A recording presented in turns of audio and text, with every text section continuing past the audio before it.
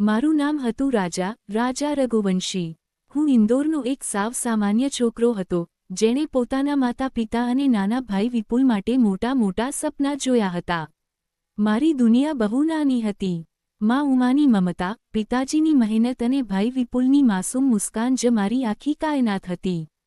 મેં તેમના માટે જીવવાનો નિર્ણય કર્યો હતો, પણ કોને ખબર હતી કે એક દિવસ, એક સાવ ખામોશ રાત મારા બધા સપનાઓને લોહીમાં ડૂબાડી દેશે। આજે હું નથી, પણ મારી કહાણી બાકી છે, મારો દર્દ બાકી છે। એટલે મારી વાત સાંભળો, મારા સત્યને અનુભવો, અને મારી આત્મા માટે ઇન્સાફનો અવાજ બનો। મારો જન્મ 1994માં ઇન્દોરમાં એક સાધારણ ઘરમાં થયો હતો। ઘર નાનું હતું, પણ તેમાં પ્રેમની કોઈ કમી નહોતી। પિતાજી ટ્રાન્સપોર્ટનો નાનકડો ધંધો ચલાવતા હતા અને માએ અમને ખૂબ સ્નેહથી ઉછેર્યા હતા। અમારી દુનિયા ભલે સીમિત હતી, પણ માની વાર્તાઓ અને પિતાજીની મહેનતે તે ઘરને સમૃદ્ધિનો અહેસાસ કરાવ્યો હતો। હું અને વિપુલ સાથે રમતા, સપના વણતા અને એકબીજાનો હૌસલો વધારતા। મોટો ભાઈ હોવાના નાતે મારી એ જવાબદારી હતી કે વિપુલને જિંદગીમાં કોઈ પણ વસ્તુની ઉણપ ન વર્તાય। મને આજે પણ યાદ છે, એક દિવસ મેં માને કહ્યું હતું કે માં, હું મોટો બિઝનેસમેન બનીશ। તે હસીને બોલી, રાજા, તું જે ધારી લે છે તે કરીને જ બતાવે છે। પિતાજીએ માથે હાથ ફેરવીને કહ્યું કે બસ બેટા, ઈમાનદારીથી મહેનત કરતો રહેજે। મોહલ્લાના લોકો હસતા હતા, મહેણા મારતા કે ટ્રાન્સપોર્ટવાળાનો દીકરો બિઝનેસમેન બનશે। તેમની વાતો ગૂંચતી હતી, પણ મેં અને વિપુલે નક્કી કરી લીધું હતું કે અમે અમારા માતા પિતાનું માથું ગર્વથી ઊંચું કરીશું। પિતાજીએ કરજ લઈને મારી ભણતરની ફી ભરી।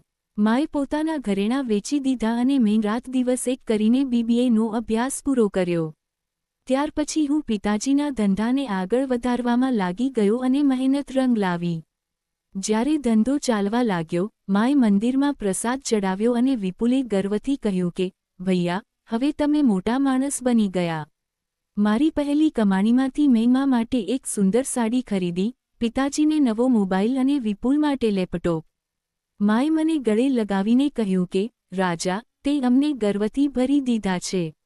વર્ષ 2025 મારા જીવનનું સૌથી ખાસ વર્ષ બની ગયું। 11 મેના રોજ મારા લગ્ન સોનમ સાથે થયા। અમારો સંબંધ એક સામાજિક પરિચય વેબસાઇટ દ્વારા નક્કી થયો હતો।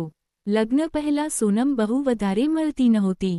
કહેતી કે ઓફિસનું કામ બહુ હોય છે। માને થોડુંક અજીબ જરૂર લાગ્યું, પણ અમે વિચાર્યું કે લગ્ન પછી બધું બરાબર થઈ જશે। લગ્નના 9 દિવસ પછી, 20 મેના રોજ, અમે હનીમૂન માટે મેઘાલય ગયા। હું શિલોંગ જવા માટે થોડો ખચકાતો હતો, પણ સોનમની જીદ આગળ માની ગયો। ત્યાંની વાદીઓ ખરેખર બહુ સુંદર હતી। દિલને શાંતિ મળતી હતી। મેં ત્યાંથી મારા ભાઈ વિપુલને ફોન કર્યો કે આ વખતે હોળી ધામધૂમથી મનાવીશું। તે હસતા હસતા બોલ્યો, ભૈયા, તમે ચિંતા ન કરો, બધું હું સંભાળી લઈશ।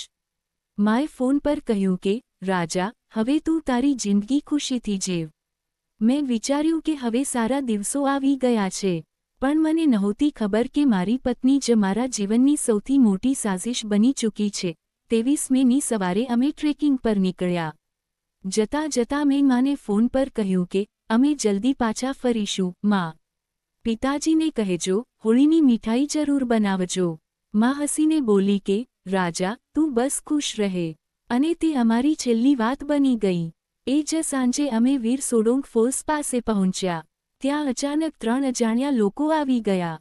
મેં ડરતા ડરતા પૂછ્યું કે કોણ છો તમે લોકો? અને જવાબમાં કોઈકે મારા માથા પર જોરથી વાર કર્યો। પોલીસ કહે છે કે સોનમે કહ્યું હતું કે એને મારો। મારા માથા પર 2 વાર છરીથી વાર કરવામાં આવ્યો। મારા શરીર પર ઘણા ગંભીર ઘા હતા। મેં પોતાને બચાવવાનો ખૂબ પ્રયત્ન કર્યો। હું ચીસો પાડતો રહ્યો કે મને છોડી દો, પણ કોઈ ન આવ્યું। મારી ચેઇન, વીંટી, પર્સ બધું જ લૂંટી લેવામાં આવ્યું। મારા શ્વાસ ધીમે ધીમે અટકવા લાગ્યા। મરતી વખતે મારી સામે બસ 3 ચહેરા હતા, માં, પિતાજી અને વિપુલ। 2 જૂનના રોજ મારો મૃતદેહ ફોલ્સ પાસે એક ઊંડી ખાઈમાંથી મળ્યો। ચહેરો સડી ગયો હતો, પણ મારા હાથ પર બનાવેલું રાજા ટેટુ મારી ઓળખ બની ગયું। ઇન્દોરમાં અમારા ઘરની બહાર એક બેનર લાગ્યું કે હું નથી મર્યો, મને મારવામાં આવ્યો। મારા પરિવારે સીબીઆઈ તપાસની માંગણી કરી.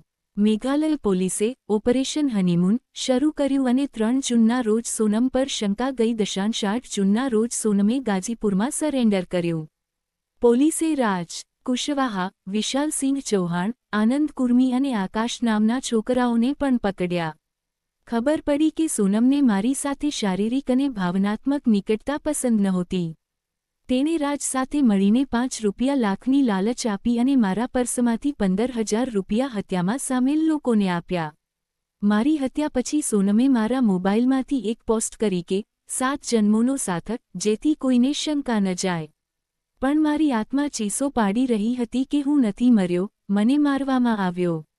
માં કહે છે કે જો તેને રાજ સાથે પ્રેમ હતો તો તલાક લઈ લેતી. મારા દીકરાને કેમ માર્યો? વિપુલ કહે છે કે ભૈયાને ઇન્સાફ જરૂર મળશે. મારી બહેન શ્રાસ્તીએ મારા લગ્નનો વિડિયો સોશિયલ મીડિયા પર મૂક્યો. લોકોની આંખો ભીની થઈ ગઈ. મેઘાલયમાં મારા માટે શાંતિ રેલી કાઢવામાં આવી. પણ આજે પણ સવાલ એ જ છે, શું મને ઇન્સાફ મળશે? શું મારા હત્યારાઓને સજા મળશે? શું મારી આત્માને ક્યારેય શાંતિ મળશે?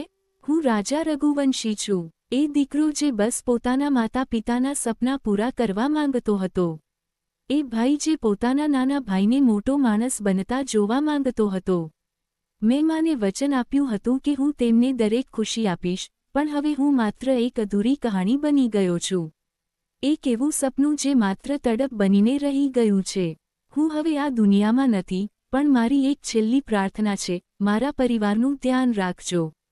મારા પિતાજી સ્વાભિમાની છે, તેઓ કોઈની પાસે કશું નહીં માગે, પણ જ્યારે જરૂર પડે ત્યારે તેમના સાથે ઊભા રહેજો. મારી માં ઉમા, મારા પિતાજી અને મારો ભાઈ વિપુલ આજ મારું બધું છે.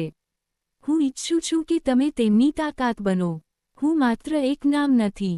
હું એક ચેતવણી છું, એક ચીજ છું, એક અવાજ છું જે ઇન્સાફ માંગી રહ્યો છે.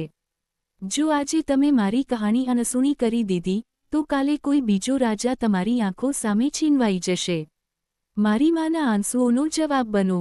મારા ભાઈનો સહારો બનો અને મારી આત્માની શાંતિ માટે અવાજ ઉઠાવો. શું મને ઇન્સાફ મળશે? શું તમે મારી કહાણીને દુનિયા સુધી પહોંચાડશો? હું રાજા રઘુવંશી હતો, અને કદાચ હજી પણ છું, તમારી અંતરાત્મામાં ગુંજતો, ઇન્સાફની રાહમાં. શું તમે મારો સાથ આપશો? આ માત્ર રાજા રઘુવંશીની કહાણી નહોતી. આ એ દરેક દીકરાની કહાણી હતી જે પોતાના પરિવાર માટે જીવે છે, સપના વણે છે અને કોઈના દગામાં બધું ખોઈ બેસે છે. રાજા હવે આપણી વચ્ચે નથી, પણ તેનો સવાલ આજે પણ જીવંત છે, શું મને ઇન્સાફ મળશે? જો તમારી આંખોમાં આંસુ આવ્યા હોય, જો તમારું દિલ કંપી ઉઠ્યું હોય, તો આ કહાણીને આગળ વધારો, શેર કરો, અવાજ બનો. કારણ કે જ્યાં સુધી આપણે ચૂપ રહીશું, ત્યાં સુધી હત્યારાઓ બેખોફ રહેશે. કમેન્ટમાં ઇન્સાફ જોઈએ લખીને રાજાની આત્મા માટે તમારી સંવેદના જરૂર વ્યક્ત કરો. રાજા રઘુવંશીને ઇન્સાફ મળવો જોઈએ.